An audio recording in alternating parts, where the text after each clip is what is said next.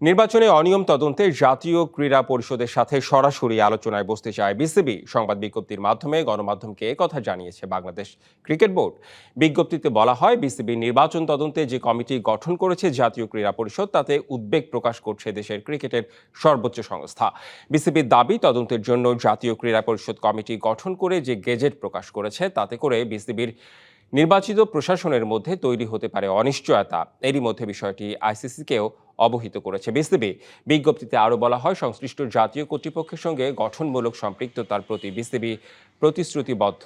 গেল সপ্তাহে বিসিবি নির্বাচনে অনিয়ম প্রসঙ্গে জাতীয় ক্রীড়া পরিষদের অভিযোগপত্র দেয় ক্রিকেট সংগঠকদের বড় একটি অংশ, যার প্রেক্ষিতে 5 সদস্যের তদন্ত কমিটি গঠন করে এনএলসি। এবার নগদে পাচ্ছেন হেলিকপ্টার অফার, তাই কেনাকাটার পেমেন্ট নগদে করুন আর বুঝে নিন 2000 টাকারও বেশি ক্যাশব্যাক সহ হেলিকপ্টার রাইড। পেমেন্ট শুরু করুন আজই।